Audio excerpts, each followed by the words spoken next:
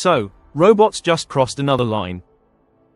One company dropped a humanoid that talks, listens, reacts, and even moves like a real person, not in a lab, but out in the real world.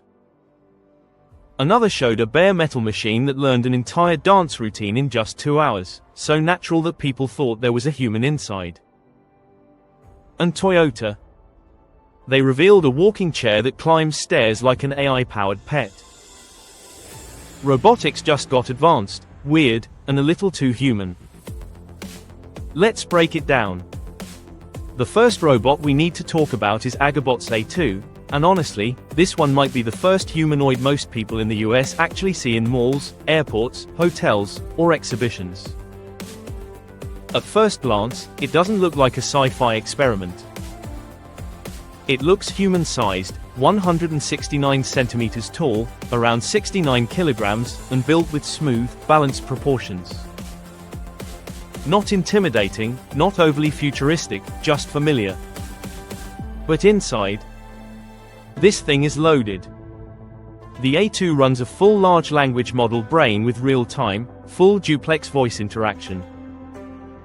Meaning, it doesn't answer in robotic pauses. It talks like a human having a conversation with you.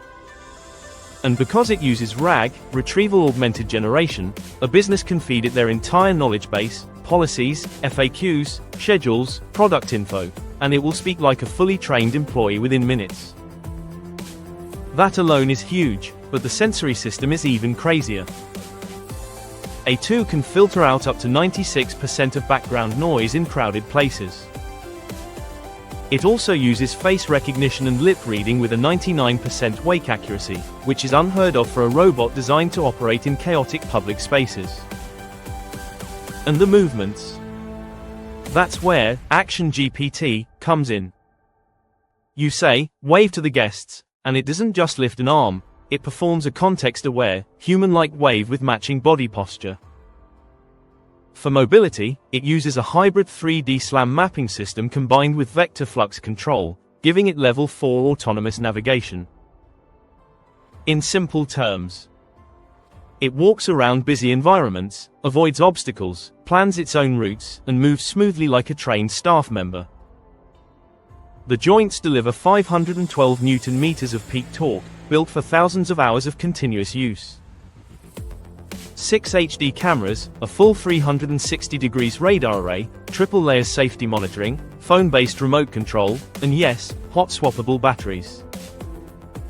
2-hour runtime, instant battery replacement, basically unlimited uptime. Agibot isn't trying to impress with sci-fi theatrics. They're aiming for something real, functional, and deployable, the kind of robot that blends into everyday life without making a scene. Now let's talk about the robot that broke the internet.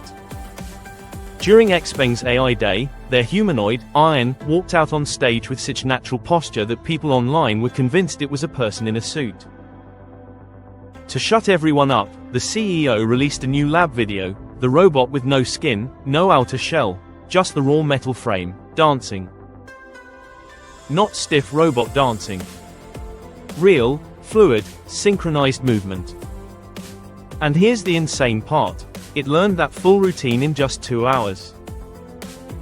They used a next-gen imitation learning system. Feed in human dance data. Right-pointing arrow robot learns. Right-pointing arrow robot performs. Before this, similar training took weeks. What makes Iron so eerily lifelike is its human-like spine, a flexible torso that lets the robot bend, twist, sway, and shift weight almost the way a dancer does. Combine that with 82 degrees of freedom, nearly twice that of typical humanoids, and movement stops looking robotic at all. Its AI brain uses 3 multimodal systems working together: VLT for vision language tasked, VLA for vision language action, VLM for perception and understanding. Together, Iron can see something, right pointing arrow, describe it, right pointing arrow, act on it. A complete cognitive loop. And yes, we need to talk about the design controversy. The robot has breasts. Online chaos followed. People laughed, criticized, questioned. During the presentation, XPeng's leadership explained the reasoning. Humanoid robots, they said, need to fit human environments and human psychology. People interact better with forms that feel familiar and relatable. They're even building customization, body shape, height, softness of skin, hair length, and yes, chest size. Why? Because they're studying emotional responses to different robot designs before mass deployment. XPeng plans to begin preparation for mass production next April, with commercial rollout shortly after. We're not talking about 2030. This is happening next year. While China is pushing humanoids that almost feel alive, Toyota went in a completely different, but surprisingly brilliant, direction. Introducing WalkMe. At first glance, it's a small, friendly-looking chair. But instead of wheels, it walks on 4 legs. Think of it as a mobility assistant designed for places where wheelchairs struggle: stairs, uneven roads, slopes, tight spaces. Each leg is packed with sensors and multi-axis actuators inspired by animals like goats and crabs, creatures known for handling tricky terrain. Front legs analyze the height, rear legs push and stabilize, and the motion looks gentle, steady, almost animal-like. It responds to voice commands: go forward, turn left, slow down. There's a manual override, adjustable armrests, a body-hugging seat, a small display for stats, and a full-day battery. If something overheats, it pauses and alerts the user. When you're done, the legs fold in, and the whole thing becomes compact enough to store in a car trunk. It's only a concept for now, but it shows a completely different vision.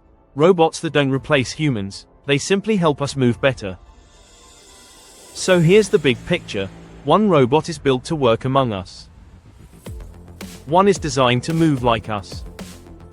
And one is created to support us. Robotics is no longer just machines doing tasks, it's machines entering human spaces, and looking more human than ever. The question isn't, are robots coming? It's how human we're willing to let them become. Thanks for watching, and I'll see you in the next one.